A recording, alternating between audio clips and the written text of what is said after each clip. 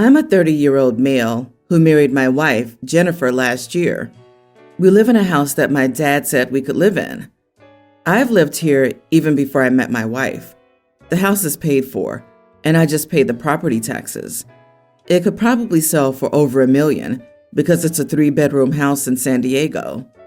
I appreciate my dad for allowing me to live here, but like I said, I take care of the place and pay the property taxes.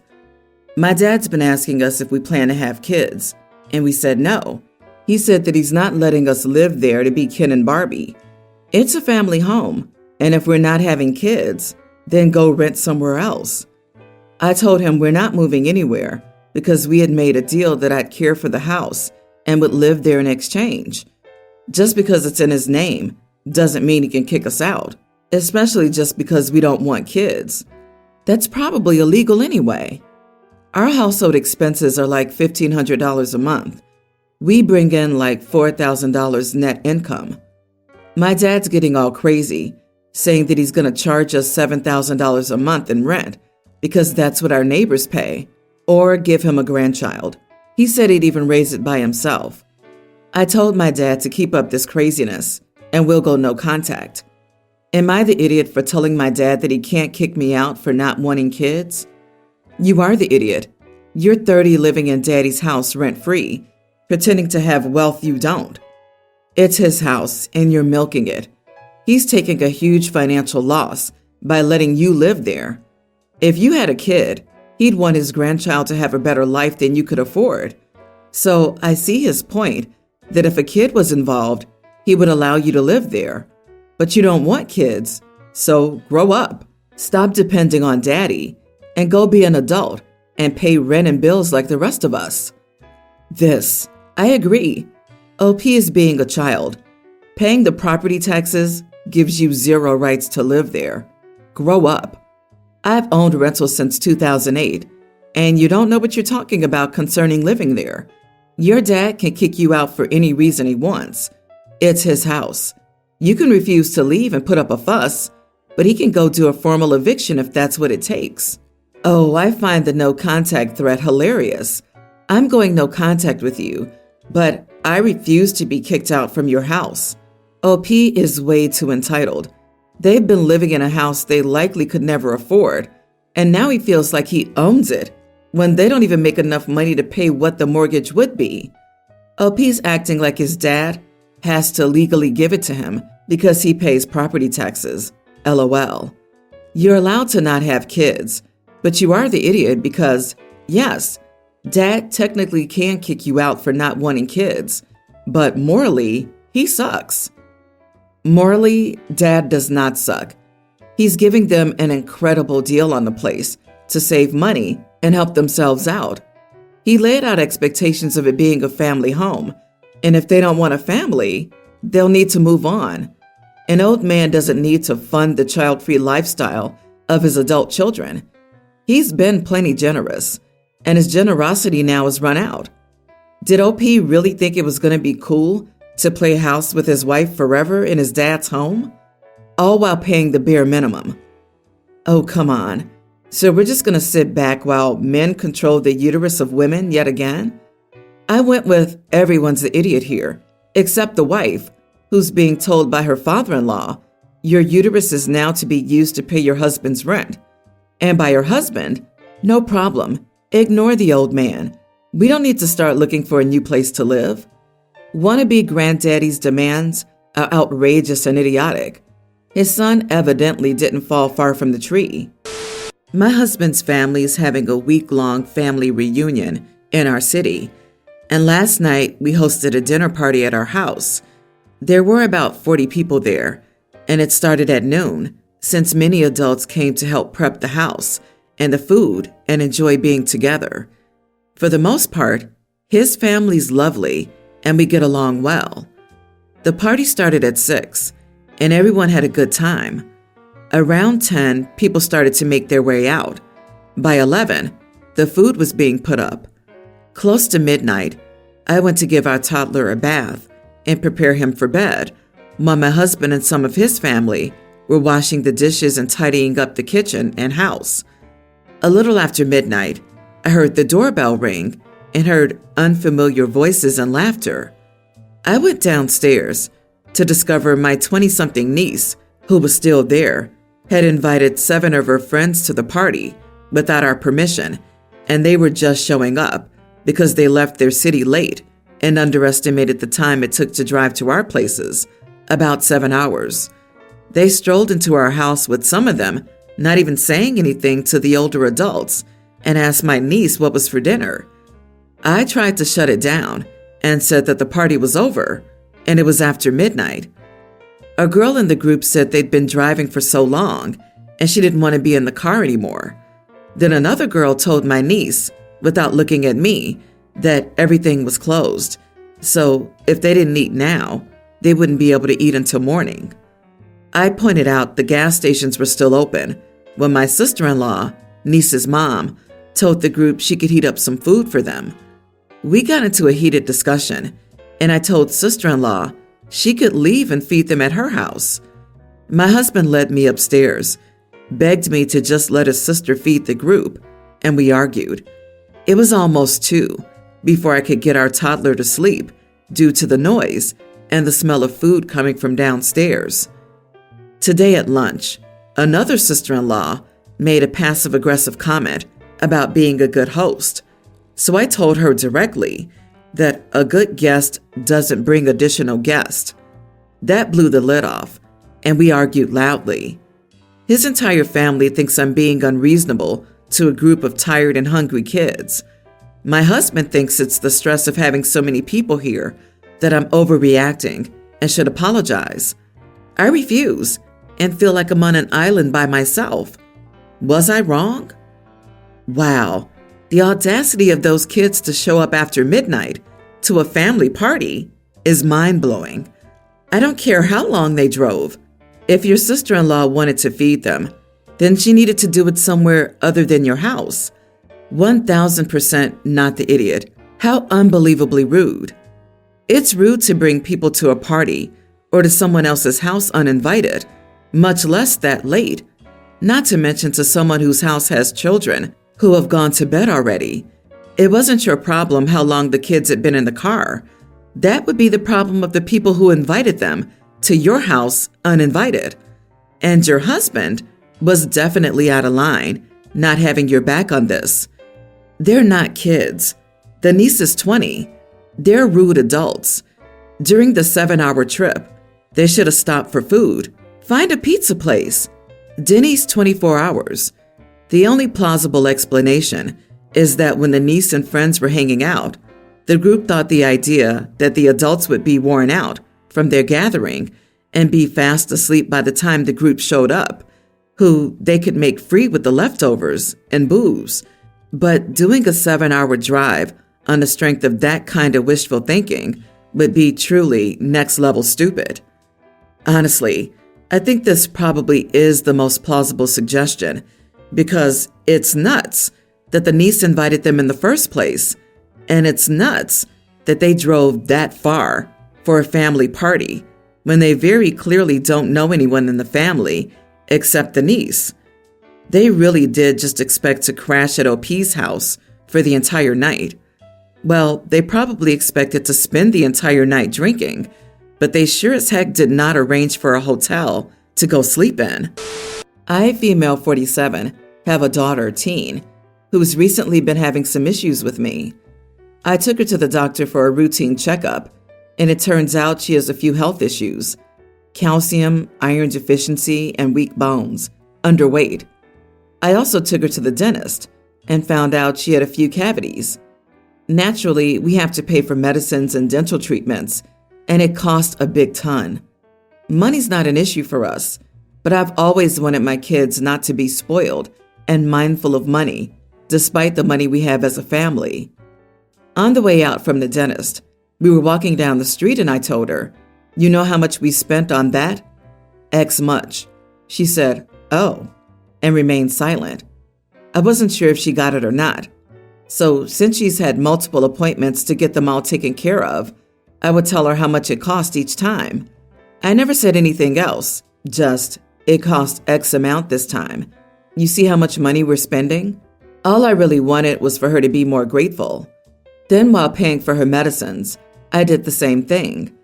Last night, my husband said that it makes her feel bad when I tell her how much money we spend on her and that she doesn't want any medicines because she doesn't want us to be wasting money.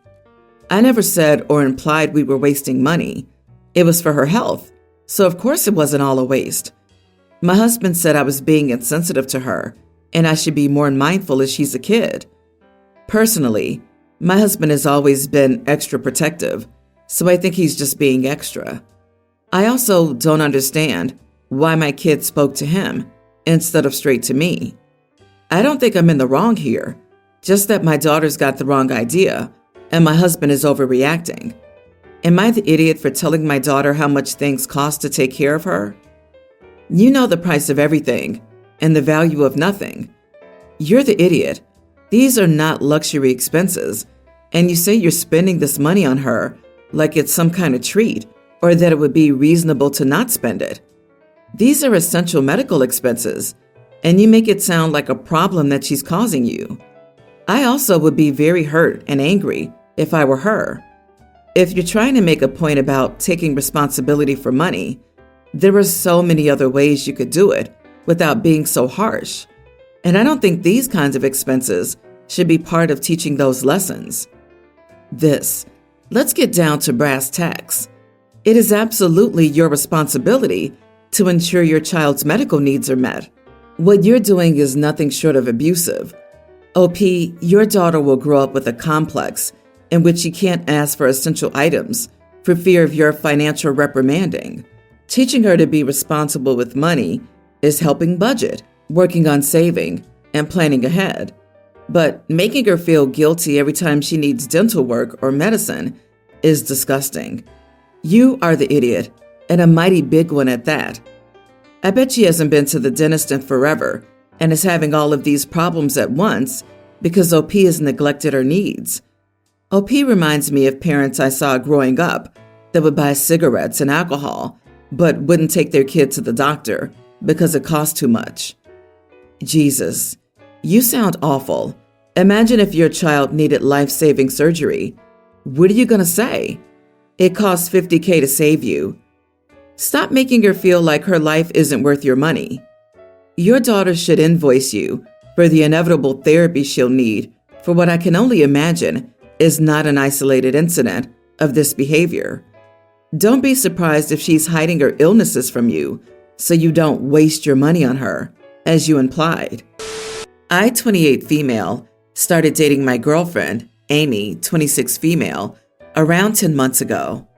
We live away from most of our family members and have little interaction with them because we're both going through residency. Amy's brother, Seth, 30 male, is a single father. He was in town for a work event and left his daughter, Mary, 4 female, with us for a few hours. He was late and already in a hurry. Therefore, it was just a stop-by visit, and I was the only one home for the day since Amy was at the hospital. I admit, I haven't been around children much my entire life, and I have almost no experience outside of hospital settings, back when I was just a med student, for entertaining a child. While we were painting, I gave Amy a bit of our homemade cake. After she had some, I realized she was having an allergic reaction, so I got our first aid kit, gave her a shot, and she immediately got better. I then took her to the hospital to recheck everything. I told her father via text, since he wasn't picking up. Thankfully, there were no issues at all. Later, when I explained the situation to Seth, he was furious.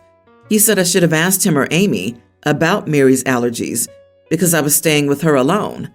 I said I needed to be warned about this because this was sudden and out of the blue, and Mary's nut allergy wasn't something Amy had told me about.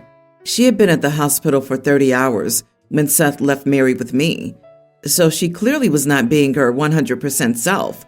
It simply never came up. Seth called me an ignorant workaholic woman who didn't care about family and left. Amy thinks I'm right and that he should have told me, but she also thinks it's pretty common to ask about allergies while babysitting children. I simply assumed if there was something I needed to know, Seth would tell me. Am I the idiot? Not the idiot. It's his responsibility to tell people about his kids' allergies. If he's too busy to properly care for his child, he should at least get her a medic alert bracelet or something. And don't let him make you feel guilty. Seth is passing the buck on responsibility. It is the parent's responsibility to disclose all necessary health information to their caregiver. You sound like a great caregiver as well. You kept her entertained and responded to medical crisis with professional level competency. Seth was lucky to have you looking after his daughter. Seth failed to disclose. Seth failed to answer his phone. Side note, if this were to ever happen to me, thankfully my kids don't have known allergies as of yet. I would feel so awful for putting you through something that could be deemed traumatic. And I'd be so grateful to you for acting quickly and decisively to ensure my child got the care they needed. So kudos to you. I'm 19 female. I'm a college student, but I'm back at home for the summer. I have 4 younger siblings who are still in high school, a male teen and 2 male teens, twins, a female teen, and a nearly adult male. So this weekend, somebody my siblings know from school had a party, and they all attended. None of them planned ahead to have a safe way to get home afterward, so they called me asking for a ride. This would be fine except for the fact that I can only fit 3 other people in my car, and there are 4 of them. My siblings assumed that my sister would just sit on somebody's lap, but I said no to that idea because 1, it's not safe if we get into an accident, and 2, I don't want to give the cops a reason to pull us over. I told them to do rock, paper, scissors to figure out who was getting in the car with me, and then whoever lost would have to call someone else. But it ended up being one of the twins who got left out, so then the other twin refused to go either because they're complete babies about having to be split up.